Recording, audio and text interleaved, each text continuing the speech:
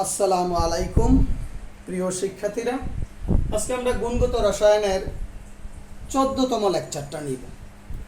আজকের লেকচারে আমরা আলোচনা করব, আমরা গত লেকচারে বিশেষ করে আউফবাউ নীতির যে আমরা অর্ধেক পড়াইছি, আফবাউ নীতিটা পড়াইছি। আজকে আমরা আফবাউ নীতির ত্রুটি পড়াবো, কেমন? তারপর কিভাবে নিষ্ক্রিয় গ্যাসের ইলেকট্রন কাঠামো ব্যবহার করে মৌলের ইলেকট্রন বিন্যাস লিখতে হয়, ক্যাটায়নের ইলেকট্রন বিন্যাস কীভাবে লিখতে হয়, অ্যানায়নের ইলেকট্রন বিন্যাস কীভাবে লিখতে হয়, এগুলো নিয়ে আমরা আলোচনা করব এবং 3টা সৃজনশীল প্রশ্ন নিয়ে আলোচনা করব। বিশেষ করে আফবাউ নীতি থেকে কীভাবে সৃজনশীল প্রশ্ন হয় সে প্রশ্নগুলো নিয়ে আমরা আজকে আলোচনা করব। আচ্ছা, তাহলে প্রথমে আমরা চলে যাই আফবাউ নীতির ত্রুটি। আমরা জানি পর্যায় সারণীতে বিশেষ করে যে 118টা মৌল রয়েছে, এই 118টা মৌলের মধ্যে বিশেষ করে আমার জানা মতে প্রায় 18টা মৌল আছে যারা আফবাউ নীতিটা পুরোপুরি মানে না, যারা আফবাউ নীতি থেকে বিচ্যুতি ঘটে। এই 18টা মৌল, এর মধ্যে কিছু কিছু মৌলের সুনির্দিষ্ট কারণ আছে, আর কিছু কিছু মৌলের সুনির্দিষ্ট কারণ আছে কিন্তু সেগুলো আমাদের এই ইন্টারমিডিয়েট লেভেলে সাধারণত প্রযোজ্য না, সেগুলোর উচ্চ শ্রেণীর পাঠ্য বই পড়ে আমরা জানতে পারবো। তো যেগুলো সাধারণত আমাদের এই ইন্টারমিডিয়েট লেভেলে কিছুটা জানার দরকার, যে কোন কোন মৌলগুলো, কিছু কিছু মৌল কেন আফবাউ নীতি থেকে বিচ্যুতি ঘটে।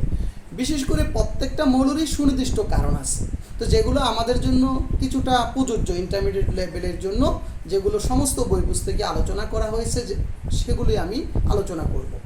তাহলে দেখো পর্যায় সারণী বিশেষ করে এই যে 24, 29, কেমন, এই যে এত পারমাণবিক সংখ্যাবিষ্ট মৌল দেখো 24, 29, 41, 42, 43, 45, 46, 47, 57 এবং 79, 89, 90, 91, 92, 93, 96, 111, অর্থাৎ এই এততম পারমাণবিক সংখ্যাবিষ্ট মৌলগুলো পর্যায় সারণীতে যে অবস্থিত, এরা অবশ্যই এই আফবাউ নীতি থেকে ত্রুটি ঘটে।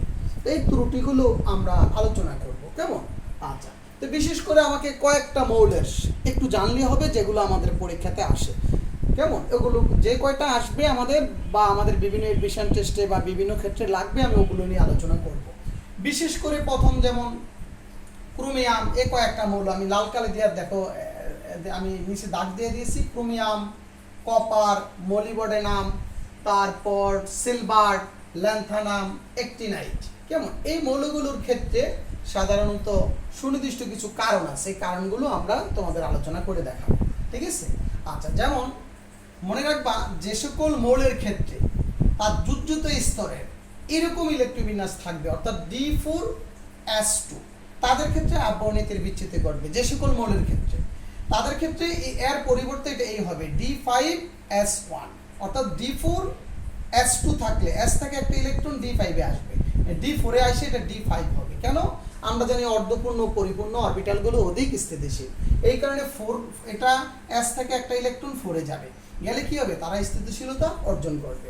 আর S থেকে যখন একটা ইলেকট্রন 4-এ যাবে, Sও স্থিতিশীল থাকবে, Dও স্থিতিশীল হবে, কারণ S এর একটা থাকলেও স্থিতিশীল, দুইটা থাকলেও স্থিতিশীল।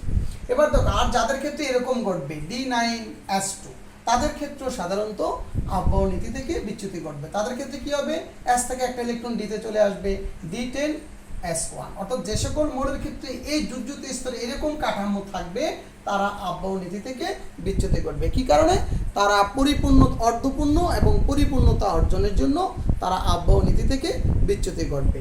আমরা জানি সাধারণত P3, P6, D5, D10, D7, D14, এই এরকম ইলেকট্রনিক গঠন অরবিটালগুলো সাধারণত স্থিতিশীল হয়।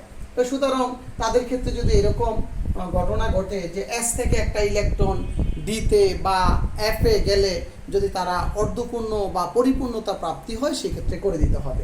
যেমন এরকমও থাকতে পারে, যেমন F-এ তোমার কত 6টা ইলেকট্রন আছে আর S-এ আছে 2টা, তো S থেকে যদি একটা ইলেকট্রন কোথায় আসতে পারে, ধরো 7 আর কত S1, তাহলে এরকম হলে তারাও আফবাউ নীতি থেকে বিচ্যুতি ঘটবে। তারপর ধরো এখানে আছে কত, তোমার এখানে আছে 13টা, এখানে আছে একটা, এখান থেকে একটা ইলেকট্রন আসলে কত হবে?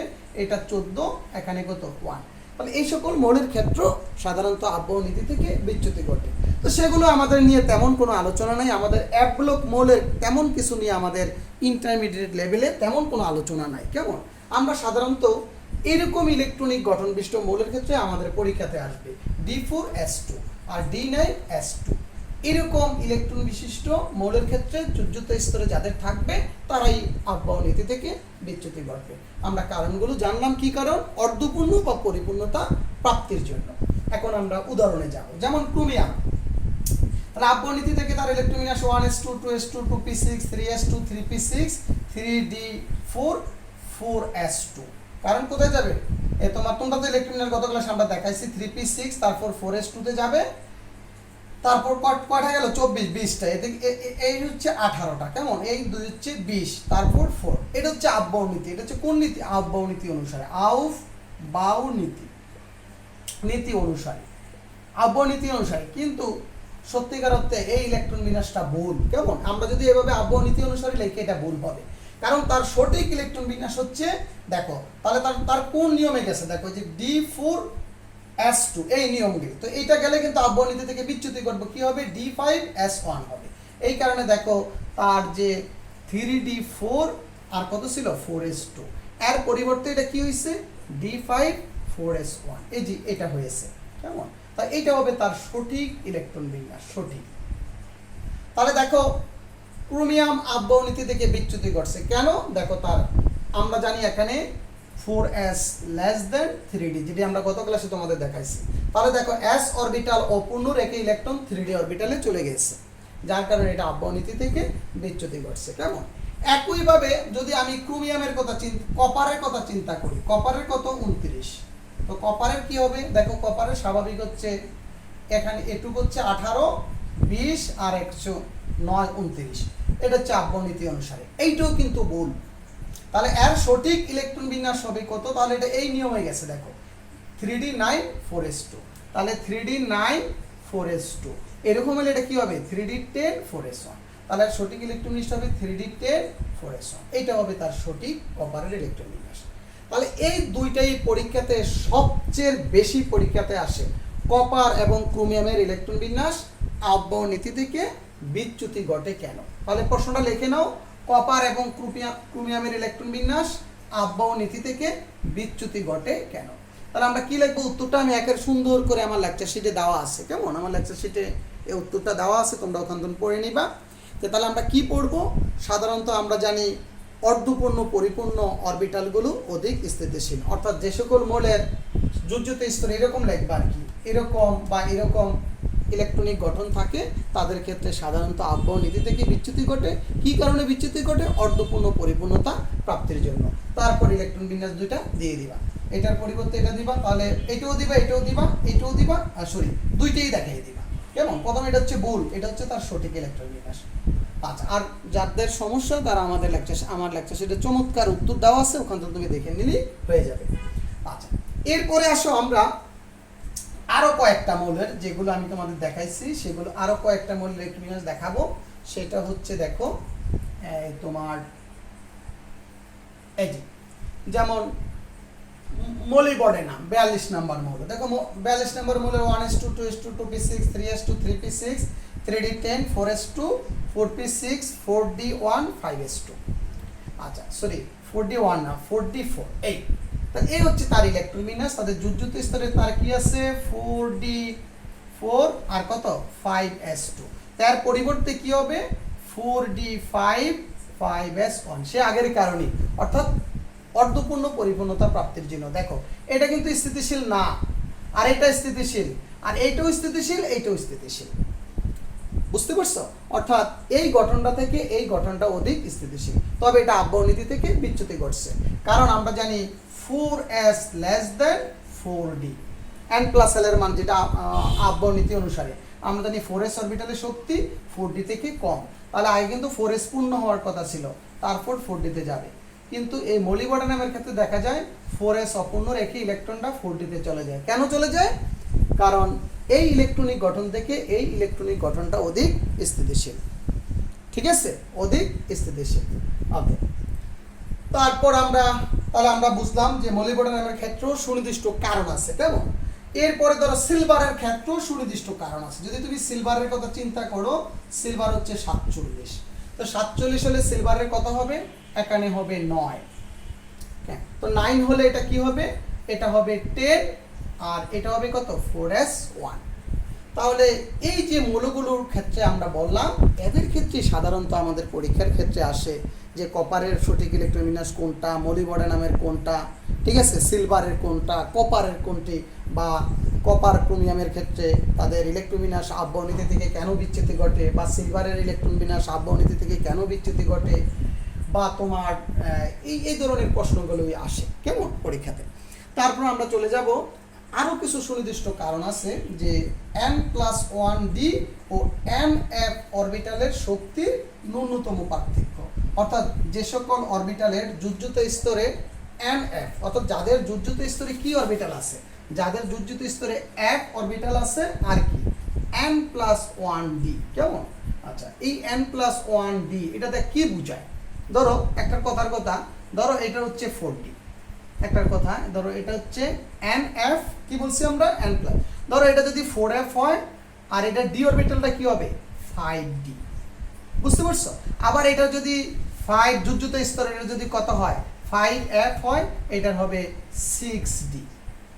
অর্থাৎ যাদের ক্ষেত্রে যুজ্যুত স্তরে এরকম ইলেকট্রনিক গঠন, অর্থাৎ 5d 4f 6d 5f এরকম ঘটে, তাদের ক্ষেত্রেও সাধারণত আব্বনীতি থেকে বিচ্যুতি ঘটে।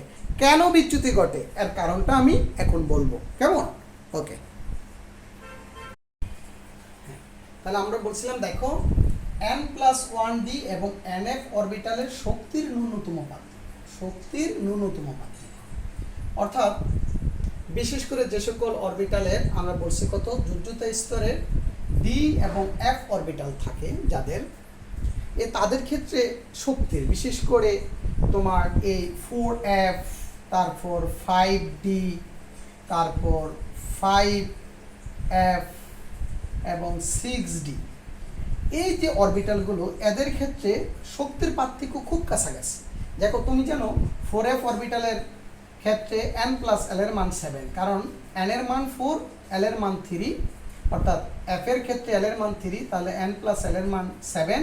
5d এর ক্ষেত্রেও দেখো n এর মান 5, d এর ক্ষেত্রে l এর মান 2, 7, অর্থাৎ তাদের উভয়ের ক্ষেত্রে কিন্তু 7। তারপরও নিম্নতর শক্তি এদের মধ্যে দুইটার মধ্যে আবার কত? 4f লেস দেন কত? 4f লেস দেন 5d, কারণ আমরা জানি যদি n+l এর মান সমান হয়, যার n এর মান ছোট সেটা নিম্ন শক্তির অরবিটাল, তাহলে 4f less than 5d।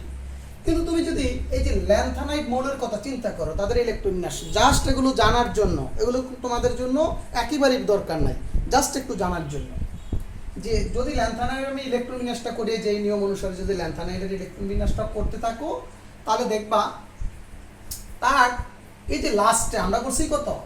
n+1d আর nf, তাহলে n+nf, এখানে nf বলতে 4f আছে, কেমন?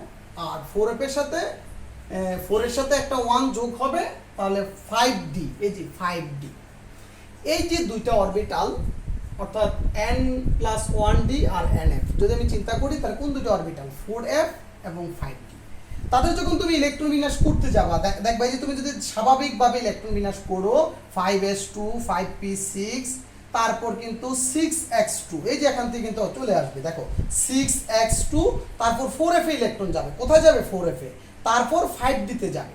কিন্তু ল্যান্থানাইডের ক্ষেত্রে দেখা যায়, ল্যান্থানাইডের ক্ষেত্রে যে 4f এ ইলেকট্রনটা যায় না, এটা শূন্য রাখা হয়, বলে 4f এ ইলেকট্রনটা না যায়, ইলেকট্রনটা কোথায় যায়? 5d তে যায়। দেখো 5d 1 ইলেকট্রনটা গেছে, দেখো 6x2, এই যে 6x2 এর পরে ইলেকট্রনটা কোথায় আসবে? আমি কিন্তু n এর মানের ক্রম অনুসারে সাজিয়ে দিয়েছি। তো যদি 6x2 এর পরে ইলেকট্রন 4f এ যাওয়ার কথা, কিন্তু ইলেকট্রনটা চলে গেছে কত? 5f এ। তাহলে এটা কি আব্বনীতিটা মানে নাই, যে আব্বনীতি অনুসারে আগে 4f এ লাস্টের ইলেকট্রনটা কোথায় যাওয়ার কথা ছিল, অর্থাৎ 57 নম্বর ইলেকট্রনটা এই এখানে যাওয়ার কথা, তার সঠিক ইলেকট্রনের যাওয়ার কথা ছিল এখানে 1, আর এখানে কত? 5d তে যাওয়ার দরকার ছিল, 5d শূন্য হবে, অর্থাৎ 5d ইলেকট্রন যাওয়ার কথা ছিল না, কিন্তু তার ইলেকট্রনিক্সটা সঠিক ইলেকট্রনিক্স এখানে 1 হয় আর এখানে 0 হয়, তাহলে স্পষ্ট এটা আব্বনীতি থেকে বিচ্যুতি ঘটছে। এর দুইটা কারণ, একটা গোসার যেটুক বলছে আর এক নিয়ম, গোসার একটা কথা বলছে আর হাজারি স্যার এক নিয়মে বলছে। হাজারি স্যার বলছে যে সকল অরবিটাল n+1d এবং nf অরবিটাল, এরকম অরবিটাল যাদের থাকবে অর্থাৎ n+1d আর হচ্ছে nf, তাদের ক্ষেত্রে শক্তির ন্যূনতম, এই দুইটা অরবিটাল যখন ইলেকট্রনগুলো যখন অরবিটালের শক্তি যখন অনেক বেশি হবে, তখন উপরের শক্তি স্তরের অরবিটালগুলোর শক্তির পার্থক্য প্রায় কাছাকাছি থাকে। যেমন এই দুইটা অরবিটালের এদের ক্ষেত্রে শক্তির পার্থক্য খুব কম, আমি যেটা বললাম 4f এবং 5d, 5f 6d, এদের শক্তির পার্থক্য খুব কম, যার কারণে এদের ক্ষেত্রে ক্রস ওভার ঘটে, অর্থাৎ এই 5d-তে ইলেকট্রনটা 4f ইলেকট্রনটা না যে ক্রস ওভার ঘটে 5d-তে চলে যায়, এই কথাটা বলছে হাজারি স্যার। ঠিক আছে, তাহলে এদের ক্ষেত্রে সুনির্দিষ্ট একটা কারণ আছে, আবহনীতি থেকে বিচ্যুতি ঘটছে, কারণ ইলেকট্রনটা 4f-এ না যায় কত নিম্ন শক্তির অরবিটালে ইলেকট্রনটা প্রবেশ না করে কোথায় ঢুকে গেছে, উচ্চ শক্তির অরবিটালে লাস্টের ইলেকট্রনটা গেছে। তাহলে এটা আবহনীতি থেকে বিচ্যুতি ঘটছে, কি কারণ এই দুইটা অরবিটালের শক্তির পার্থক্য প্রায় কাছাকাছি, যেহেতু এটা হচ্ছে n+1d আর nf অরবিটাল, তাই এদের ক্ষেত্রে ক্রস ওভার ঘটে। আর আর আরেকটা বেশি একইভাবে দেখো অ্যাক্টিনাইডের ক্ষেত্রে একই ঘটনা ঘটে। দেখো অ্যাক্টিনাইডের ক্ষেত্রেও লাস্টের অ্যাক্টিনাইডের কত 89 নাম্বার ইলেকট্রনটা যাওয়ার কথা ছিল। দেখো এই যে তুমি জানো কোথায় ইলেকট্রন কোথায় যাবে, 6s2 6p6 7s2, এই দেখো খেয়াল করো, এই যে 7s2 পর ইলেকট্রনটা 5f এ যাবে, 5f ইলেকট্রনটা যাবে, অর্থাৎ 89 নাম্বার ইলেকট্রনটা। দেখো 5f কে সে শূন্য রেখে ইলেকট্রনটা কোথায় 6d-তে চলে গেছে, ইলেকট্রনটা 6d-তে চলে গেছে।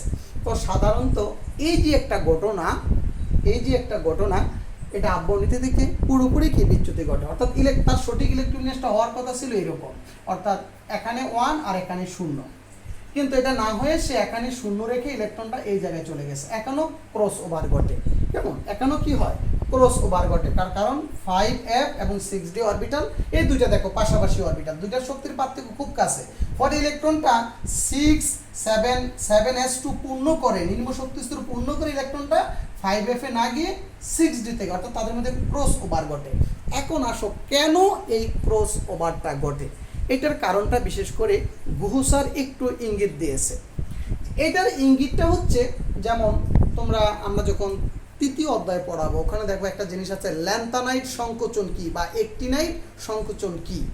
আমি এখনো কথাটা বলে যাই, বিশেষ করে ল্যান্থানাইট এবং অ্যাক্টিনাইটের মৌলগুলো তোমরা 9-10-এ পড়ছো পর্যায় সারণীর, বিশেষ করে দেখো এই জিনিসগুলো তোমরা পড়ছো যে পর্যায় সারণীর ল্যান্থানাইট থেকে লুটোসিয়াম পর্যন্ত 15টা মৌল, কেমন পর্যায় সারণীর নিচে কিন্তু 30টা মৌল স্থান দেওয়া হয়েছে।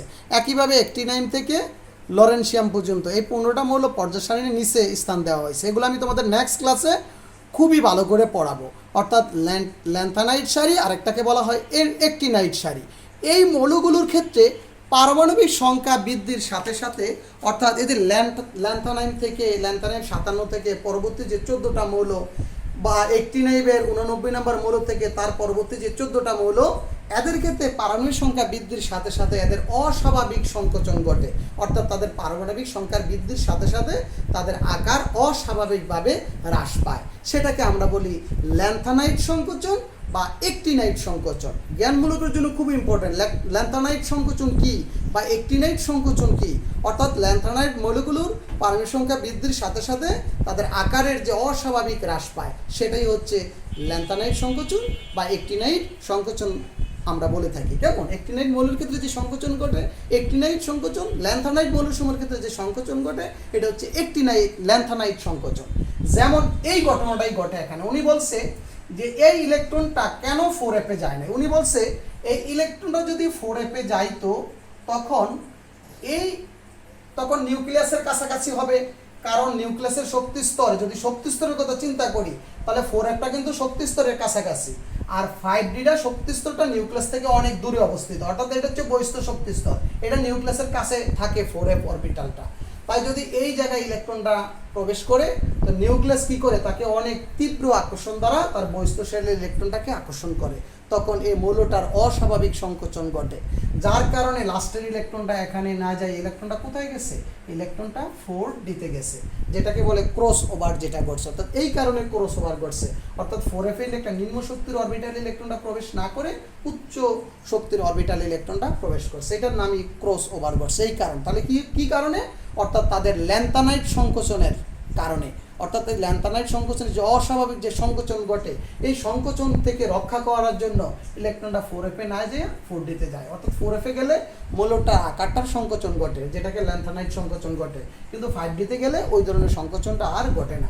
এই কারণে তারা আব্বনীতি থেকে বিচ্যুতি ঘটে। একইভাবে এই ক্ষেত্রে একই ঘটনা, যে যদি 4f যায় তখন তাদের ল্যান্থানাইট সংকোচন ঘটে, যা এই ল্যান্থানাইট সংকোচন থেকে রক্ষা করার জন্য ইলেকট্রনটা কোথায় যায়, 4,6 দিতে যায়।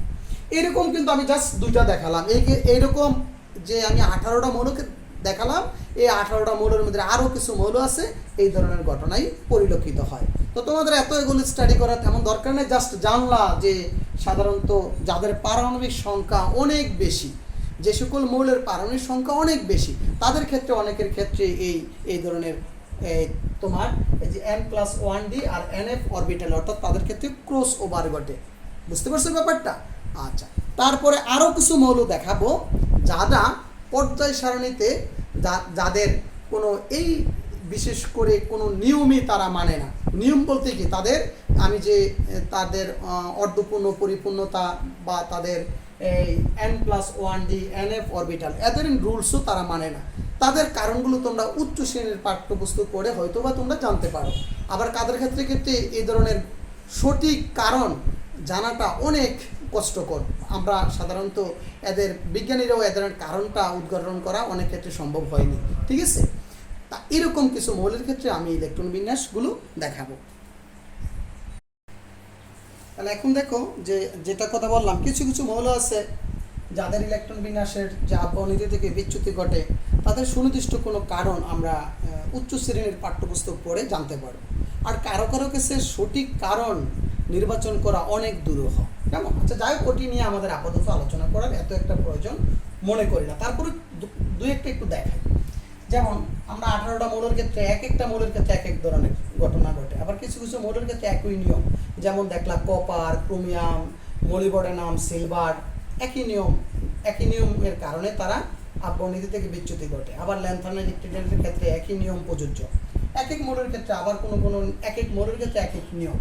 যেমন এই যে নায়োবিয়াম 41, এর লাস্টের ইলেকট্রন বিন্যাস দেখো, তাদের লাস্টের ইলেকট্রনিক গঠনটা আসছে 4d4 আর 5s1, কিন্তু তার সঠিক ইলেকট্রন বিন্যাস হওয়ার কথা ছিল আব্বনীতি অনুসারে যে এখানে 2টা আর এখানে কয়টা, 3টা। ঠিক না? তার সঠিক ইলেকট্রন বিন্যাস হওয়ার কথা ছিল এরকম, অর্থাৎ 5s2 তারপর 4d3। দেখো এটা কিন্তু এরকম না হয়ে এটা কি হয়েছে, 4d4 5s1, কোনো কারণই না। অর্ধপূর্ণ পরিপূর্ণতার জন্য কারণ নাই। বিশেষ করে দেখো এটা যে একটা ইলেকট্রন এখানে আসছে, সে তো অর্ধপূর্ণ বা পরিপূর্ণ হয় নাই, কিন্তু তার সঠিক ইলেকট্রন বিন্যাস এইটাই। এদের কারণ আমাদের বলবো, এই যে বললাম, এদের উচ্চ শ্রেণীর পাঠ্যপুস্তক করে জানতে পারবা, বা সীমাবদ্ধতার কারণে এখানে এগুলো নিয়ে আমরা আলোচনা করব না। সেটা জাস্ট তোমাদের সাথে একটু শেয়ার করা। যেমন এখন তোমাকে কেউ যদি বলে তুমি নায়োবিয়ামের ইলেকট্রন বিন্যাস লেখো, যদি তোমাদের কখনো ইন্টারমিডিয়েট লেভেলে বা কখনো এগুলো পরীক্ষাতে আসবে না, জাস্ট জানার জন্য, 100% স্টুডেন্ট কিন্তু এই ভুলটাই করবে। তার সঠিক তো সে এইটা লিখবে, লাস্টের যুজিত কি লিখবে, 4p6 5s2 4d3, এটাই সে লিখবে, কিন্তু তার সঠিক ইলেকট্রন বিন্যাস এইটা। এর কোনো কারণ আমরা বলবো আপাতত আমরা আলোচনা করব না। তারপর দেখো রুথিয়াম, একই ঘটনা। দেখো 4p7 5s1, তার সঠিক ইলেকট্রন বিন্যাস হওয়ার কথা ছিল তোমার এইরকম, অর্থাৎ 5s2 4d6 এরকম হওয়ার কথা ছিল, কিন্তু এটা না হয় সেটা হয়েছে। এর কোনো সুনির্দিষ্ট কোনো কারণ নাই আমরা বলবো, কারণ অর্ধপূর্ণ পরিপূর্ণতা এখানে এর জন্য এটা বিচ্যুতি ঘটে নেই। কেমন? আচ্ছা, প্লাডিয়াম, অনেক সময় আমাদের সময় এই জিনিসটাই আসতো বা বিভিন্ন ক্ষেত্রে বলতো প্লাটিনামের ইলেকট্রন বিন্যাস। যেমন এদের ইলেকট্রন বিন্যাস করতে গেলে সঠিক না জানা থাকলে কেউ পারবে না, ভুল করবে। যেমন প্লাডিয়াম, কেমন 46 নাম্বার মৌলের ক্ষেত্রে কেউ না জানলে জীবনেও পারবে না। দেখো এই যে এটার ক্ষেত্রে দেখো তার সঠিক ইলেকট্রন বিন্যাস, আমি কিন্তু সবটা আর করি নাই, কেমন না করে দেখো তো যুদ্ধ দেখাইছি 4d10 5s0, কিন্তু তার সঠিক ইলেকট্রন বিন্যাস হওয়ার কথা ছিল কি, আগে 5s নিম্ন, এই দুইটার মধ্যে কিন্তু নিম্ন শক্তি অরবিটাল কি 5s, ঠিক না, 5s হচ্ছে নিম্ন শক্তি অরবিটাল। তাই ইলেকট্রন আগে 5s পূর্ণ হয়ে 4d-তে কটা যাবে, 4d-তে যাবে 8টা, কিন্তু না হয়ে এখানে শূন্য করে 2টা ইলেকট্রন এখানে চলে গেছে। এর কোনো সঠিক কারণ আমরা বলবো না, কেমন? এটা উচ্চ শ্রেণীর পাঠ্যপুস্তক পড়ে জানতে পারবা, বা সীমাবদ্ধতার কারণে এখানে আলোচনা করা কোনো বই হয়নি, শুধু আমি না, কোনো কেউ এগুলো আলোচনা করবে না। একইভাবে গ্লিওড্রিয়াম 64 নম্বর পারমাণবিক সংখ্যাগরিষ্ঠ মৌলের ক্ষেত্রে একই ঘটনা ঘটে। দেখো এই 4F ধরো এই দুইটা মৌলের ক্ষেত্রে দেখো ইলেকট্রনটা সঠিক হওয়ার কথা ছিল এটা 0, 5d-তে ইলেকট্রন যাওয়ার কথা ছিল না, এখানে হওয়ার কথা ছিল 8, এই হওয়ার কথা ছিল তার ইলেকট্রন বিন্যাস, কিন্তু না হয়ে কি হয়েছে, না হয়ে এখানে হয়েছে 7 আর এখানে হয়েছে 1। এটা কিন্তু অর্ধপূর্ণ পরিপূর্ণতার জন্য না, অর্ধপূর্ণ পরিপূর্ণ হবে কোনটার ক্ষেত্রে, অর্ধপূর্ণ পরিপূর্ণ হবে F আর S এর মধ্যে, বুঝতে পারছো? যদি এটা এই হতো তখন বলতাম এটা স্বাভাবিক। ধরো এটা যদি এই হতো এরকম, ধরো 8 এটা যদি এরকম হতো যে 6s আর 4f, অর্থাৎ এখানে একটা ইলেকট্রন এখানে 7টা, তা নাহলে মেনে নিতাম এটা অর্ধপূর্ণ পরিপূর্ণতার জন্য এই ঘটনাটা ঘটছে।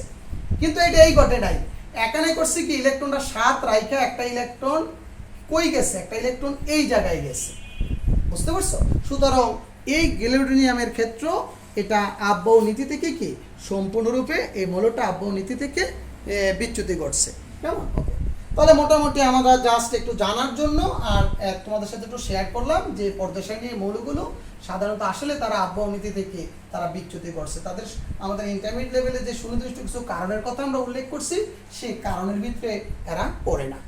আচ্ছা, তারপর আরেকটা জিনিস খুব গুরুত্বপূর্ণ আমরা আলোচনা করব, সেটা হচ্ছে নিষ্ক্রিয় গ্যাসের ইলেকট্রন কাঠামো ব্যবহার করে মৌলের ইলেকট্রন বিন্যাস। বিশেষ করে আমরা যখন তৃতীয় অধ্যায়ে বিশেষ করে জটিল যৌগের গঠন পড়ব তখন দেখব আমরা ম্যাক্সিমাম এই মৌলগুলোর ক্ষেত্রে আমরা ইলেকট্রন বিন্যাস আলোচনা করি, নিষ্ক্রিয় ইলেকট্রন কাঠামো ব্যবহার করে আমরা মৌলের ইলেকট্রন বিন্যাস করে থাকি, যেটা তোমরা হয়তো বা 19 করো না, একেবারে সহজ। তো আমরা দেখব কিভাবে নিষ্ক্রিয় গ্যাসের ইলেকট্রন কাঠামো ব্যবহার করে মৌলের ইলেকট্রন বিন্যাস করতে হয়, সেটা আমরা দেখব। ধরো আমি সোডিয়ামের ইলেকট্রন বিন্যাস করব, তো সোডিয়ামের ইলেকট্রনের স্বাভাবিক ইলেকট্রনের আমরা বলি 1s2 2s2 2p6 3s1। তাহলে আমরা দেখো নিষ্ক্রিয় গ্যাসের 11 এর কাছে কোন মৌলের ইলেকট্রন বিন্যাস, কোন মৌলটা নিষ্ক্রিয় মৌল, নিশ্চয়ই নিয়ন, যে 11 এর কাছাকাছি কি নিয়ন, বা 11 এর পূর্বে আছে নিয়ন কাছাকাছি। তাহলে আমরা প্রথমে কি করব, দেখো এই যে এটুক কিন্তু নিয়নের ইলেকট্রন বিন্যাস, এই যে নিয়নের ইলেকট্রন বিন্যাস কত 1s2 2s2 2p6, এই যে এটুকু। তাহলে এটুকের পরিবর্তে আমরা সোডিয়ামের ইলেকট্রন বিন্যাস লিখব কিভাবে, নিয়ন, তারপর কত নিয়ন 10, তারপর 3s1, বুঝতে পারছো? এই আচ্ছা, আমাকে যদি বলে দেখো ক্যালসিয়ামের ইলেকট্রন বিন্যাস আমি লিখেছি, তাহলে আগে আমি লিখে দিলাম তোমাদের বোঝানোর জন্য ক্যালসিয়াম এটু। তাহলে আমরা জানি ক্যালসিয়ামের এই যে এটু, ক্যালসিয়ামের আগে 20 নম্বর মৌল, তার পূর্বে নিকটতম কোন মৌলটা আছে, আর্গন। তাহলে আমরা যখন ক্যালসিয়ামের ইলেকট্রন বিন্যাস লিখব আমরা আগে লিখব আর্গন, আর্গন কত চলে গেছে 18 চলে গেছে, তারপর কি আসবে 4s2, বুঝছো? তারপর কি আসবে 4s2। তাহলে এভাবে আমরা নিষ্ক্রিয় গ্যাসের ইলেকট্রন কাঠামো ব্যবহার করে যে কোনো মৌলের ইলেকট্রনিক গঠন করতে পারবো। আমি আরো কয়েকটা দেখাই যেগুলো তোমাদের দরকার হবে। আর আমাদের সাধারণত 1 থেকে 30 পারমাণবিক সংখ্যাবিষ্ট মৌলের ইলেকট্রন বিন্যাস জানলেই হয়ে যাবে, 1 থেকে 30, আর 2-4টা যে কয়েকটা দরকার আমরা এইভাবে করতে করতে হয়ে যাবে, তোমাদের সব বড় বড় মৌলের ক্ষেত্রে তেমন দরকার পড়বে না। যেমন আমাকে জিঙ্কের ক্ষেত্রে আমি নিষ্ক্রিয় গ্যাসের ইলেকট্রন কাঠামো ব্যবহার করে করব, কেমন? তো তুমি জানো জিঙ্কের আগে নিষ্ক্রিয় মৌলকে, জিঙ্ক হচ্ছে 30, তো জিঙ্কের আগে কিন্তু আর্গন, তাহলে আমি আর্গন চলে যাবে, আর্গন কত 18 চলে যাবে, আর্গন হচ্ছে 18, তাহলে 18 কত তুমি তো জানো, 18-র পরে যে মৌলটা আসবে যেহেতু এটা, তারপর কত 4s2 আসবে, তারপর 3d 18, তারপর লাস্ট ইলেকট্রনটা কই যাবে 4s2, 18 20, তারপর কত এখানে হচ্ছে 10, এভাবে আমরা করে ফেলবো, ঠিক আছে?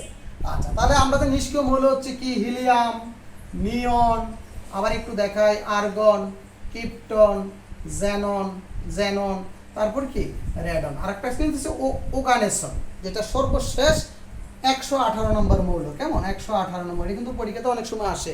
সর্বশেষ আবিষ্কৃত নিষ্ক্রিয় মৌল হচ্ছে ওগানেসন, উজি, এটা ওএস না উজি, ওগানেসন, কেমন ওগানেসন, সর্বশেষ আবিষ্কৃত নিষ্ক্রিয় মৌল হচ্ছে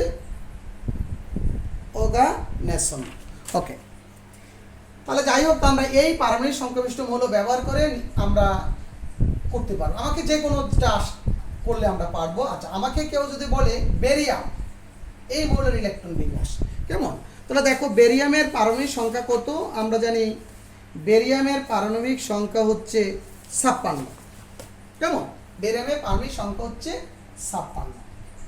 আচ্ছা, তা তার পূর্বের মৌল হচ্ছে কে, আমি জানি এর পারমাণবিক সংখ্যা 2, এর হচ্ছে 10, এর হচ্ছে কত 18, এটার হচ্ছে কত তোমার 36, এটার হচ্ছে 54, এটার হচ্ছে কত 86, এটার হচ্ছে কত 118। তাহলে দেখো 56-র পূর্বে কে আছে, 56-এর পূর্বে দেখো আছে সরি বেরিয়াম হচ্ছে কত জানো আমি বললাম 56 না 56। আচ্ছা 56, তার পূর্বে কি আছে 54 নম্বর মৌল আছে। তা 54 নম্বর মৌলটা কে আছে বলো তো, জ্যানন। এই যে আমরা লিখবো কি জ্যানন, তো গেল 54 পরে 8 2 56, তো কত আসবে, এরপরে আমি কত লিখবো, কি আমি 5s2 লিখবো না 6x2 লিখবো, এটা নিয়ে অনেক সময় একটা দ্বিধাদ্বন্দ্বের মধ্যে পড়ে, তাই না। তো এটা একটা যুক্তিক একটা যে তোমার যৌক্তিক নিয়ম আছে, নিয়মটা হচ্ছে দেখো তুমি কত নম্বর মৌলটা ব্যবহার করছো, দেখো 1 2 3 4 5, যত নম্বর নিষ্ক্রিয় মৌল ব্যবহার করবা তার লাস্টের 4s অরবিটাল হবে, লাস্টে যে s অরবিটাল তার চেয়ে 1 উপরে হবে। তাহলে 1 2 3 4 5, আমি 5 ব্যবহার করছি, তাহলে 6x2 হবে। তাহলে কত হবে 6x2 হবে। যত নম্বর নিষ্ক্রিয় মৌল ব্যবহার করব তার থেকে 1 উপরের শক্তি স্তর হবে s অরবিটালের ক্ষেত্রে। যেমন এই দেখো এটা ব্যবহার করছো তুমি, আর্গন ব্যবহার করছো, আর্গন কত 1 2 3 ব্যবহার করছো, তাহলে আমি কিন্তু 4s2 ব্যবহার করছি। কত ব্যবহার করছে 4s2 লিখে তারপর 3d আসছে। আর এখানে আমার 4s2 লিখলাম, তারপর তো মিলে গেল, এখানে আছে 56, তো 54 গেল 56, আমার তো 3d আসার আর এখানে সুযোগ নাই। বুঝছো ব্যাপারটা। দেখো আমি আরো একটা বুঝি, যেমন আমি যখন সোডিয়ামের কথা লিখছিলাম, হ্যাঁ দেখো সোডিয়ামের কি লিখছি, সোডিয়ামের আগে হচ্ছে নিয়ম, তারপর আমি কত লিখছি, আমি কি 3s2 লিখবো নাকি 4s2 লিখবো, কেমনে বুঝছো, আমি কত নম্বর মৌল ব্যবহার করছি 1 2 নম্বর ব্যবহার করছি, তারপর কি লিখছি আমি 3s1। বুঝছো, তাহলে লাস্টে কি লিখবা, যে তুমি নিষ্ক্রিয় মৌলটা লেখার পরে s অরবিটালটা আসবে, কোন s অরবিটাল আসবে, আমি কি 2s লিখবো না 3s লিখবো না 4s লিখবো না 5s লিখবো না 6x লিখবো, তুমি কত নম্বর নিষ্ক্রিয় মৌল ব্যবহার করছো ওই অত নাম্বারের থেকে 1 উপরের শক্তি স্তর হবে তোমার s অরবিটাল। কেমন, যেমন এটা তুমি 3 নম্বর ব্যবহার করছো 4s হইছে, এটা 5 নম্বর নিষ্ক্রিয় মৌল ব্যবহার করছো 6 হইছে, এটা 2 নম্বর নিষ্ক্রিয় মৌল ব্যবহার করছো 3s হইছে। আশা করি তোমরা বুঝতে পারছো। কেমন, ওকে, তাহলে আমাদের এটা খুবই গুরুত্বপূর্ণ লাগবে।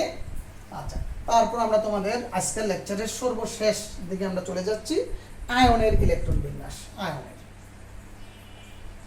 আয়নের ইলেকট্রন বিন্যাস। কেমন, আয়নের ইলেকট্রন বিন্যাস আমরা জানি আয়ন বলতে কি হয় ক্যাটায়ন, না হলে কি অ্যানায়ন। তবে যে কোনো আয়নের ইলেকট্রন বিন্যাস, যেমন তোমাকে বললো Fe2+ এর ইলেকট্রন বিন্যাস, মনে রাখবা আয়নের ইলেকট্রন বিন্যাস ক্ষেত্রে বিশেষ করে ক্যাটায়নের ক্ষেত্রে আব্বাও নীতি অনুসরণ করে না। যে আব্বাও নীতি অনুসারে ইলেকট্রন, মনে রাখবা আব্বাও নীতি অনুসারে ইলেকট্রনগুলো যখন ইলেকট্রন লাস্টের ইলেকট্রনটা কোথায় প্রবেশ করবে, যে লাস্টের ইলেকট্রনটা যে দুটি অরবিটাল থাকবে এর মধ্যে নিম্ন শক্তির অরবিটাল ইলেকট্রনটা প্রবেশ করবে, লাস্টের অরবিটালটা। কেমন, আচ্ছা যেমন আমি যদি আর ইলেকট্রন বিন্যাসটা করি, করার পরে বুঝবা 1s2 2s2 2p6 3s2 3p6 4s2, আমি একটু সাজিয়ে লিখি 3d, তারপর কত 4s2। তো ইলেকট্রন যখন প্রবেশ করে সর্বনিম্ন শক্তি স্তরে প্রবেশ করে, লাস্টের ইলেকট্রনটা সর্বনিম্ন শক্তি স্তর। তো তুমি জানো এদের মধ্যে লাস্টের এই দুইটি শক্তি স্তরের মধ্যে কোনটা নিম্ন শক্তি স্তর, লাস্টের যে ইলেকট্রনটা যে দুইটা অরবিটাল এদের মধ্যে নিম্ন শক্তি অরবিটালে প্রবেশ করে, তো এদের মধ্যে কিন্তু 4s নিম্ন শক্তির অরবিটাল, ঠিক আছে, সরি সর্বোচ্চ শক্তির অরবিটালে প্রবেশ করে, লাস্টের ইলেকট্রনটা সর্বোচ্চ শক্তির অরবিটালে। আমি কিন্তু কথাটা ভুল বলছি, যে আব্বাও নীতি অনুসারে ইলেকট্রনটা কোথায় আগে প্রবেশ করবে, আগে প্রবেশ করবে নিম্ন শক্তির অরবিটালে, আর সবার শেষে প্রবেশ করবে সর্বোচ্চ শক্তির অরবিটালে।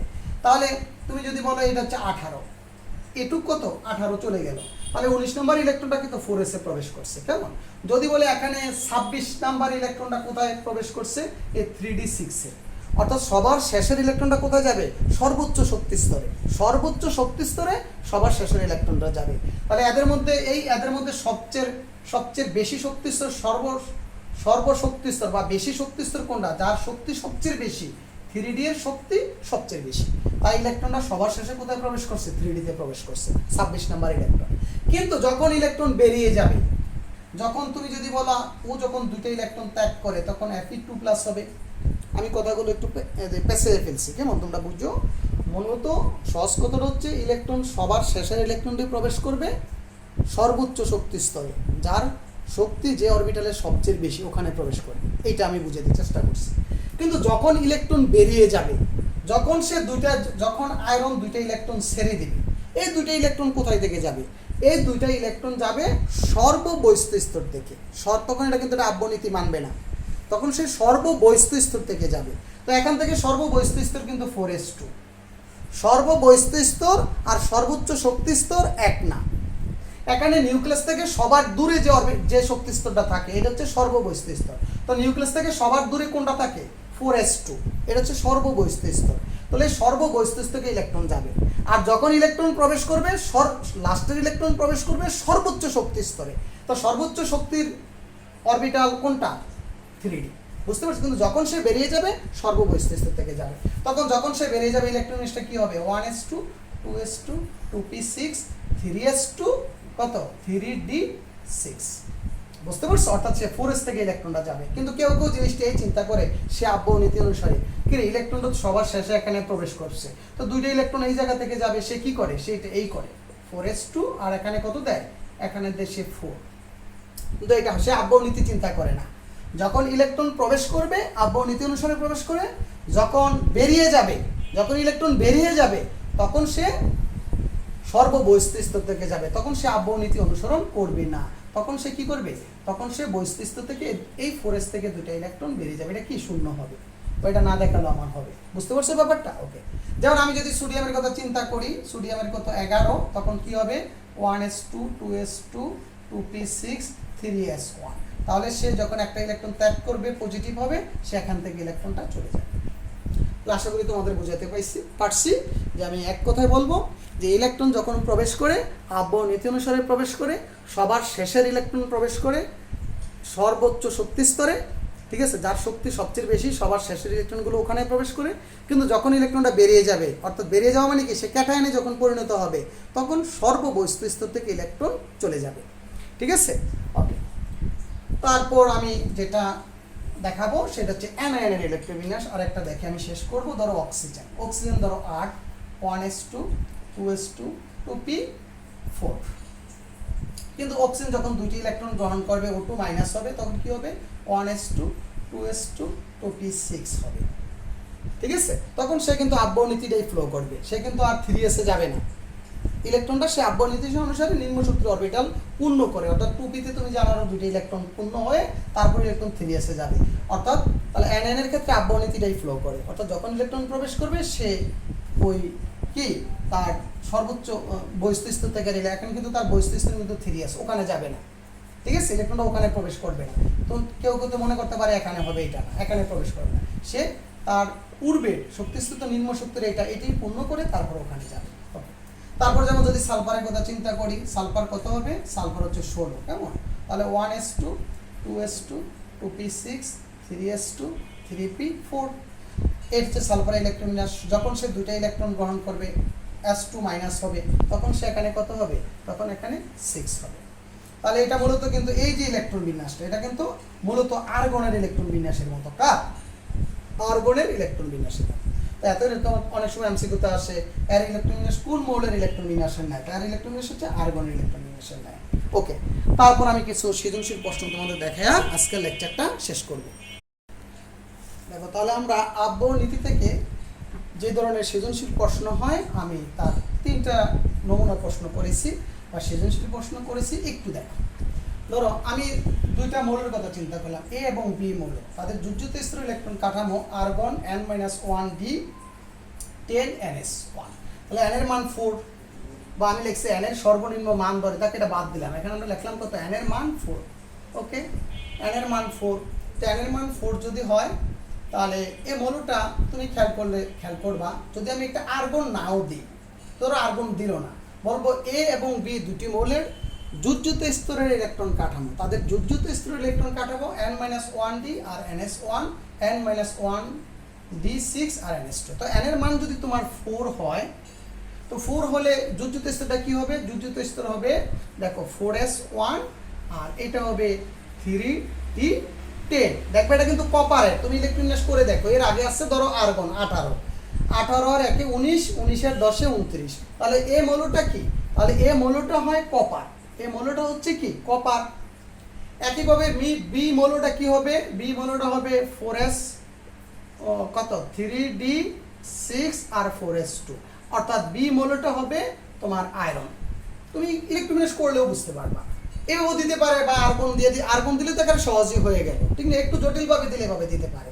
বা এখানে এটাও বলতে পারে n এর মান 4 না দিয়ে বলতে পারে n এর সর্বনিম্ন মান ধরে। n এর সর্বনিম্ন মান ধরলে কিন্তু n এর মান 4 এর নিচে তুমি ধরতে পারবা না, অর্থাৎ n এর মান 4 কি বুঝাইছে।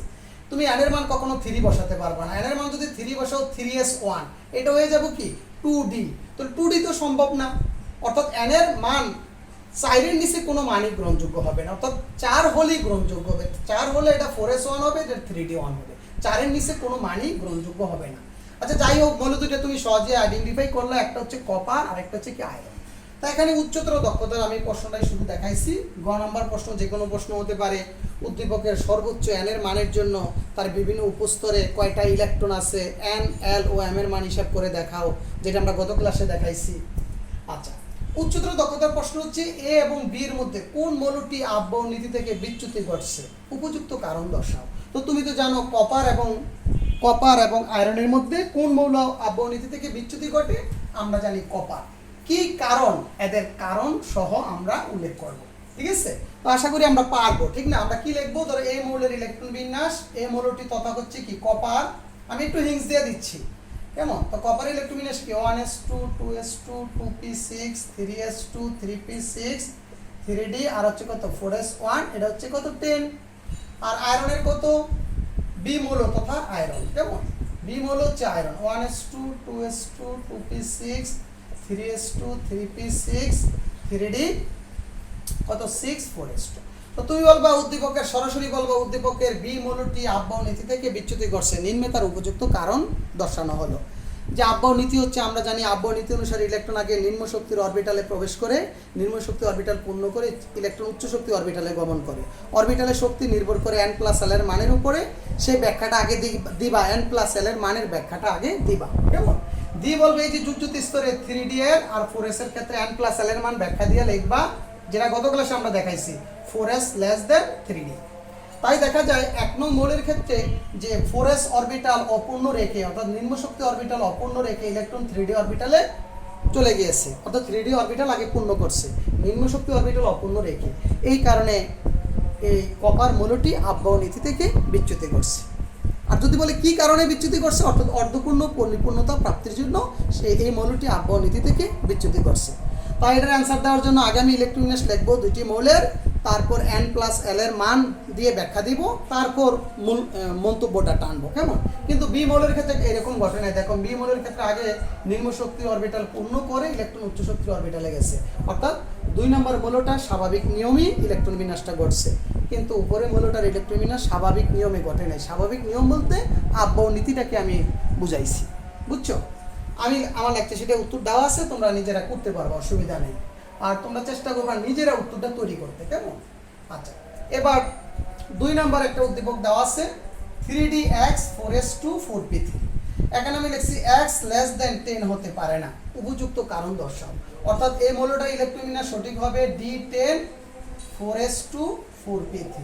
অর্থাৎ এখানে এই x এর পরিবর্তে কখনো 10 থেকে ছোট হতে পারবে না। অর্থাৎ কোনো মানই এখানে অবশ্যই x এর মান 10 হবে, এর চেয়ে ছোট হবে না। এর কারণ আমি কিভাবে লিখবো? এইটাও আব্বাও নীতি থেকে লিখবো, যে আমরা জানি আব্বাও নীতি অনুসারে বিভিন্ন অরবিটালে যে ইলেকট্রন প্রবেশ করে তাদের শক্তির উচ্চক্রম অনুসারে ইলেকট্রন আগে নিম্ন শক্তি অরবিটাল পূর্ণ করে তারপর উচ্চ শক্তি অরবিটালে প্রবেশ করে। অরবিটালের শক্তি নির্ভর করে n+l এর মানের উপর। যে অরবিটালের n+l এর মান কম সেটা নিম্ন শক্তি অরবিটাল, ওই অরবিটাল পূর্ণ করে ইলেকট্রন উচ্চ শক্তি অরবিটালে গমন করে। দুটি অরবিটালের যদি n+l এর মান সমান হয়, যার n এর মান ছোট সেটা নিম্ন শক্তি অরবিটাল। অর্থাৎ আব্বাও নীতিটাকে সুন্দর করে এক্সপ্লেন করব, ব্যাখ্যাটা করে আমরা এই অরবিটালগুলোর প্রত্যেকের, যেটা আমরা গত ক্লাসে দেখাইছি, এদের n প্লাস l এর মান বের করব, বের করে শক্তির ক্রম অনুসারে সাজাবো। আমরা যেটা গত ক্লাসে দেখাইছি যে 4s লেস দেন কত, 3d লেস দেন 4d। বুঝতে পারছো? প্রত্যেকের কিন্তু n প্লাস l এর মান বাইর করবো। আমি আর দেখালাম না, লেকচারটা বড় হবে, আবার লেন্থি হয়ে যাবে যদি আবার আমি দেখাতে চাই। সেগুলো তো আমি গত ক্লাসে তোমাদের দেখাইছি। তার আমি প্রত্যেকের n প্লাস l এর মান ব্যাখ্যা দিয়া শক্তির ক্রম অনুসারে সাজাবো।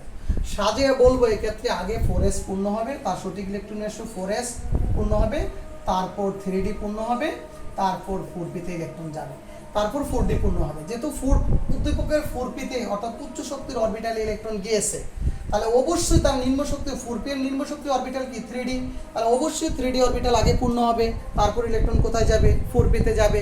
যেহেতু উদ্দীপকে ইলেকট্রন 4p তে গেছে, তাই অবশ্যই আগে 3d অরবিটাল পূর্ণ হয়ে ইলেকট্রন 4p তে গেছে। আর আমরা জানি d অরবিটালের ধারণ ক্ষমতা কত, 10, তাই উদ্দীপকে x লেস দেন 10 হতে পারে না। জাস্ট একটা যুক্তি। তাহলে কি করব, আগে আব্বনীতিটা এক্সপ্লেন করব, তারপর প্রত্যেকটা অরবিটালের n প্লাস l এর মান বাইর করব, শক্তির ক্রম অনুসারে সাজাবো, তারপর আমরা লিখব শক্তির ক্রম অনুসারে সাজালে আগে 4s পূর্ণ হবে, তারপর 3d পূর্ণ হবে, তার 4p তে ইলেকট্রন যাবে। যেহেতু উদ্দীপকে 4p তে ইলেকট্রন গিয়েছে, তাই তার নিম্ন শক্তি অরবিটাল 3d অরবিটাল পূর্ণ হয়ে ইলেকট্রন 4p তে যাবে। যেহেতু d অরবিটালের ধারণ ক্ষমতা 10, অবশ্যই তাহলে x এর মান 10 হবে, এর থেকে ছোট হতে পারে না। চমৎকার একটা প্রশ্ন। কেমন? আরেকটু জটিল আরেকটা প্রশ্ন দিয়ে আজকে শেষ করব। সেটার উত্তর আমার লাগছে, সেটা চমৎকার ভাবে আমি বুঝিয়ে লিখে দিচ্ছি। যেটার উত্তর দেখো, এই একটা হলো, এটাই একটা উদ্দীপক। একবার এটা কোন একটা বোর্ডে আসছে এই নিয়মের একটা উদ্দীপক। তাহলে আর্গন n-1d আর d5 এখানে লেখাইছে। দেখাও যে এই মৌলটির ইলেকট্রন বিন্যাস, এই মৌলটির ইলেকট্রন বিন্যাস একটি ক্যাটায়নের ইলেকট্রন বিন্যাস, একটা ক্যাটায়নের ইলেকট্রন বিন্যাস। তাহলে কি দেখাও যে এই যে মৌলটা, এটা একটা মৌলের ইলেকট্রন বিন্যাস। কেমন? অর্থাৎ এই মৌলটা, এইটা একটা ক্যাটায়নের ইলেকট্রন বিন্যাস। আমি এই মৌলটা বলবো না, দেখাও যে এর ইলেকট্রন বিন্যাস একটি ক্যাটায়নের ইলেকট্রন বিন্যাস, বা প্রদত্ত ইলেকট্রন বিন্যাসটি, প্রশ্নটা এইভাবে হলে আরো সুন্দর হয়। এই যে প্রদত্ত ইলেকট্রন বিন্যাসটি একটি ক্যাটায়নের ইলেকট্রন বিন্যাস, তার সত্যতা যাচাই করো। তাহলে এই ইলেকট্রন বিন্যাসটি একটি ক্যাটায়নের ইলেকট্রন বিন্যাস, তার সত্যতা আমি যাচাই করব। তাহলে দেখো, আমি একটু হিংস তোমাদের দিয়ে দিই, উত্তর আমি লিখে দিয়েছি। কেমন? আমি একটু হিংস দিয়ে দিই, এটার হিংসটা। তো তুমি দেখো, তাহলে এই মৌলটার ইলেকট্রন বিন্যাস যেহেতু আর্গনের ইলেকট্রন বিন্যাস কত, 18, 1s2, 2s2, 2p6, 3s2, 3p6। তারপর স্বভাবত কারণ ইলেকট্রন কি আসবে, 4s, তারপর কত, তারপর এই দুটো অরবিটাল আসবে, তারপর তো 3d আসবে, 3d5 আসবে, তারপর কি আসবে, 4s। ধরো এটা হচ্ছে 4s, ধরো 0 দিলাম, তারপর ইলেকট্রন বিন্যাস কি আসবে, 4s আসবে। এখন আসো, এটা যে আর্গনের ইলেকট্রন বিন্যাস, এটা যে একটা ক্যাটায়নের ইলেকট্রন বিন্যাস, ও একটা যুক্তি দেখাবো। ঠিক আছে? তুমি তোমার মতো করে যুক্তিগুলো উপস্থাপনা করতে পারো, আমি যেভাবে বলবো আমার চেয়ে আরো ভালোভাবে তুমি উত্তরটা তৈরি করতে পারো। তাহলে তুমি বলবা যে আমি জানি আব্ব নীতি অনুসারে ইলেকট্রন আগে নিম্ন শক্তির অরবিটাল পূর্ণ করে ইলেকট্রন উচ্চ শক্তির অরবিটালে গমন করে। তো আমি জানি 3Dর চেয়ে নিম্ন শক্তির অরবিটাল হচ্ছে 4s, 3Dর চেয়ে নিম্ন শক্তির অরবিটাল হচ্ছে 4s। কেমন? যেটা আমরা n প্লাস l এর নীতি অনুসারে বা আব্ব নীতি অনুসারে জানি। তাহলে 3D এবং 4s এর মধ্যে অবশ্যই আগে ইলেকট্রন 4s পূর্ণ করে ইলেকট্রন কোথায় যাবে, ইলেকট্রন 3D তে যাবে। 4s পূর্ণ করে ইলেকট্রন কি 3D তে যাবে। তাহলে যেহেতু ইলেকট্রন কোথায় গেছে, 4s এ অবশ্যই ইলেকট্রনটা আছে। যেহেতু 4s হচ্ছে নিম্ন শক্তি অরবিটাল, তারপর ইলেকট্রন কোথায় গেছে, 3D তে গেছে। বুঝতে পারছো? আচ্ছা, তাহলে আমরা জানি, এরপরও আমরা এটাও যে বলতে পারি এই মৌলটা একটা ডি ব্লক মৌল। তার কারণ ডি ব্লক মৌলের কি জানি আমরা, ডি ব্লক মৌলের সবার শেষে ইলেকট্রন যে অরবিটালে প্রবেশ, যদি ডি অরবিটালে প্রবেশ করে এটা ডি ব্লক মৌল। তো তুমি জানো এই মৌলের ইলেকট্রন বিন্যাসটি সবার শেষে, আগে 4s পূর্ণ হয়ে ইলেকট্রন 3D তে গেছে। তাহলে অবশ্যই এটা কি, এটা একটা ডি ব্লক মৌল। তো আমরা জানি যেহেতু এখানে 3D তে ইলেকট্রন গেছে, তো যখন ইলেকট্রনটা বেরিয়ে যাবে অবশ্যই ইলেকট্রনটা সর্ববহিঃস্থ 4s থেকে ইলেকট্রনটা আগে যাবে। আর যে কোনো 3D ব্লক মৌলের ক্ষেত্রে ধরো যদি আমি আয়রনের কথা চিন্তা করি, তার ইলেকট্রন বিন্যাস হচ্ছে 1s2 2s2 3s2 3p6 3d আর হচ্ছে কত 4s2। আমি যদি আয়রনের কথা চিন্তা করি, এই হচ্ছে তার আয়রনের ইলেকট্রন বিন্যাস। তো আমরা জানি ডি ব্লক মৌলের যে স্থায়ী আয়ন, যখন সে স্থায়ী আয়ন হবে ধরো Fe3+, তখন তার ইলেকট্রন বিন্যাসটা কত হবে 1s2 2s2 2p6 3s2 3p6 3d5, অর্থাৎ 4s থেকে ইলেকট্রন চলে যাবে। তাহলে আমরা বলতে পারি যেহেতু অবশ্যই তারা s থেকে, যদি এখানে 4s তো অপূর্ণ ছিল ইলেকট্রন, ঠিক না, আর আব্বর নীতি অনুসারে ইলেকট্রন ধরো 4sটা ওই মৌলটা, যে মৌলটা এখানে এ দেখানো হয়েছে, অবশ্যই এই মৌলের পূর্বের যে ইলেকট্রন বিন্যাসটা যে মৌল থেকে আয়নিত হয়েছে ওই মৌলের অবশ্যই তার s অরবিটালে ইলেকট্রন ছিল। যদি যেহেতু এটা ডি ব্লক মৌল, যদি যেমন আয়রনের ক্ষেত্রে যদি ইলেকট্রন বিন্যাসটা হতো তো এরকম হতো, তাহলে আয়রনের ক্ষেত্রে কত হবে এরকম। তো যখন সে 3টা ইলেকট্রন যাবে এখান থেকে, এখান থেকে 2টা যাবে, এখান থেকে 1টা যাবে, তখন এখানে কত হবে 5 হবে। তাহলে এই যুক্তি থেকে বলতে পারি যেহেতু এটা ডি ব্লক মৌল, আর ডি ব্লক মৌলের কি হতে পারে, ডি ব্লক মৌলের স্থায়ী আয়নে শুধু ডি অরবিটালে ইলেকট্রন থাকে, s অরবিটালে ইলেকট্রন থাকে না। তাহলে এইটা এই মৌলটা এও হতে পারে, Fe2+ আয়নের ইলেকট্রন বিন্যাস হতে পারে। আরো কার হতে পারে, আমি যদি ম্যাঙ্গানিজের কথা চিন্তা করি, ম্যাঙ্গানিজ হচ্ছে 25, তো ম্যাঙ্গানিজের ইলেকট্রন বিন্যাস হচ্ছে এই ধরো Mn25, তো ম্যাঙ্গানিজের ক্ষেত্রে ইলেকট্রন বিন্যাস হচ্ছে এরকম 5 আর s1। তো একান্তরে যদি 3টা ইলেকট্রন যায়, ম্যাঙ্গানিজের ক্ষেত্রে যদি 2টা ইলেকট্রন যায় Mn2+ হয়, তাহলে এখান থেকে 2টা যাবে, এই হচ্ছে ম্যাঙ্গানিজের ইলেকট্রন বিন্যাস। এখান থেকে 2টা গেলে এটা হবে ম্যাঙ্গানিজ আয়ন। তাহলে এই মৌলটা কার হলো, Fe3+ এর ইলেকট্রন বিন্যাস হতে পারে, আর কি হতে পারে Mn2+ এর হতে পারে, যেহেতু এটা ডি ব্লক মৌল, যেহেতু মৌলটা কি ডি ব্লক মৌল। আরো কার হতে পারে, কোবাল্টের ক্ষেত্রে হতে পারে, কোবাল্টের হচ্ছে 27 27। তো কোবাল্টের ক্ষেত্রে আমরা জানি 27 হলে কি হবে 20 18 20, এখানে কত 7। তো কোবাল্টের আমরা জানি কোবাল্টের একটা ইলেকট্রন বিন্যাস এরকম হতে পারে, কোবাল্ট 3+, 4+, কোবাল্ট 4+। তো কোবাল্টের 4+ হলে এখানে 2টা যাবে, এখানে কয়টা, এখানে তো আরো 2টা যাবে, ঠিক না, এখানে তো 2টা, এখানে 2টা 5। তো এটারও হতে পারে। তাহলে এই যুক্তিগুলো প্রদর্শন করে আমরা বলতে পারি উদ্দীপকের মৌলটির ইলেকট্রন বিন্যাস কি একটি ক্যাটায়নের ইলেকট্রন বিন্যাস, অর্থাৎ সম্ভাব্য কোন কোন ক্যাটায়নের হতে পারে, আয়রনের হতে পারে, ম্যাঙ্গানিজের হতে পারে, কোবাল্টের হতে পারে। তাহলে সহজ কথায় আমরা প্রথমে লিখবো আর্গনের পরে যে ইলেকট্রন বিন্যাস 3D এর পূর্বের নিম্ন শক্তির অরবিটাল হচ্ছে 4s, অবশ্যই ওই মৌলটার 4s ইলেকট্রন ছিল। তো 4s যদি ইলেকট্রন থাকে তাহলে ইলেকট্রন যখন চলে যাবে 4s থেকে যাবে, তারপর 3D থেকে যাবে। আমরা জানি যেহেতু এই মৌলটা হচ্ছে একটি ডি ব্লক মৌল, তো ডি ব্লক মৌলের সুস্থিত যে আয়ন আছে এই আয়নের কখনো s অরবিটালে ইলেকট্রন থাকে না। তো যেহেতু আমরা যে মৌলটা দেখাইছি ওই মৌলটাতে s অরবিটাল ইলেকট্রন নাই, কোন অরবিটাল ইলেকট্রন আছে শুধু 3D, শুধু ডি অরবিটাল ইলেকট্রন আছে। তো এই দৃষ্টিকোণ থেকে দেখলাম যে মৌলটা আয়রনের হতে পারে, Fe3+ হতে পারে, ম্যাঙ্গানিজ 2+ হতে পারে, কোবাল্ট 4+ হতে পারে, অর্থাৎ উদ্দীপকের মৌলটি একটি ক্যাটায়নের ইলেকট্রন বিন্যাস। তো কোন কোন ক্যাটায়নের ইলেকট্রন বিন্যাস সম্ভাব্য কি Fe3+, Mn2+, অর্থাৎ কোবাল্ট, এই মৌলগুলো ইলেকট্রন বিন্যাস হতে পারে। আমি অনেক কথাই বললাম, তোমরা যারা এই ধরনের প্রশ্নের অ্যান্সার দিতে চাও আমি লেকচার সেটা আরও চমৎকারভাবে গুছিয়ে লিখে দিচ্ছি এটার উত্তরটা। আমি জানি অনেকে এটা গুছিয়ে লিখতে পারবে না, তোমরা এখান থেকে দেখে নিও। তাহলে ভালো থাকো, আল্লাহ হাফেজ।